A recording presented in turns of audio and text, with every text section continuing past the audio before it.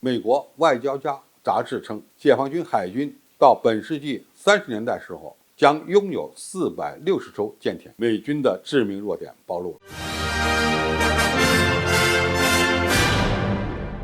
观众朋友、网友朋友，大家好，我是付天少。美国时事新闻杂志《外交家》近日刊登分析文章指出，他们预测到本世纪30年代，中国将拥有460艘舰艇，而且技术更为新锐。相比较而言，美国海军舰队老化的问题却逐渐加剧，恐怕将导致双方海军力量的失衡，而且这个失衡会日益严重。五角大楼公布的中国军力报告曾经表示，说解放军现有的舰队为全球规模最大的舰队，拥有350艘舰艇。相比较之下美国海军现在只有293艘。解放军舰队的规模在未来10年中就有可能达到420艘，这已经是大跃进了。更惊人的是，到30年代，其总规模将达到460艘舰船，而美国要到2035年才能达到今日解放军海军的舰队数量。更何况美军的355艘舰船的目标，并没有获得美国国会的全额资助。目前，美国海军的舰艇拥有性能的优势，比如说，他们现在有12艘核动力航空母舰，以及大量的驱逐舰、巡洋舰，这些大吨位的军舰数量为中国的差不多3倍左右。美国最先进的战舰享有的优势正在逐渐缩小之中。那么它的意思是什么呢？就是中国的军舰的排水量是吧，虽然比较小，但是数量有优势，而在某些海域开打的话，那么数量的优势有可能使对手的吨位优势不断缩小。中国预计打造16艘055型，这16艘055将在解放军海军的航母打击群中发挥防空与护航的作用。美国海军虽然有22艘现役的巡洋舰，美国海军一直苦恼于为老化的巡洋舰找到替代品，但到目前为止依然没有解决方案。而美军的下一代驱逐舰可能要到2030年才研发完成。文章认为，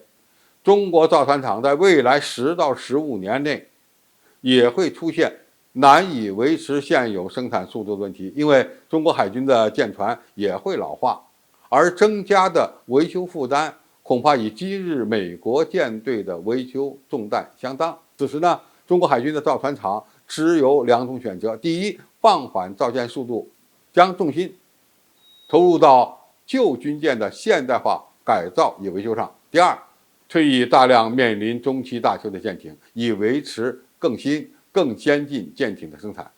后者让中国舰队能够维持相对年轻的能力，但却让其难以超越美方预期的造舰速度。但不论哪种情况，解放军海军在数量上都会比美国海军来得更大，其能力也会越来越强。那么中国海军未来会不会出现与美军现在相同的情况呢？恐怕不会。而中国目前拥有全球最大的造船工业，未来也不可能会空心化，自然有实力维持更庞大的造船军工，以及支持一个更庞大的海军。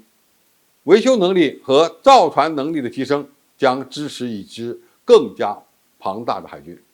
中美军事科技的竞争是一场长跑。美国海军先后发展了平海战斗舰、朱姆沃尔特级驱逐舰等失败的型号，在航母发展上，现在的步子也迈得太大，结果导致了一系列的问题。其福特级的首舰到现在为止，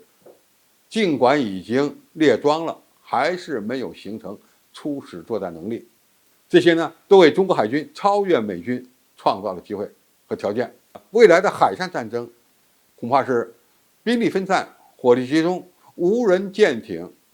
在这其中将发挥更大的作用。那么面对这样的一个情况，美国海军原有的优势恐怕将难以保持。此外，中国海军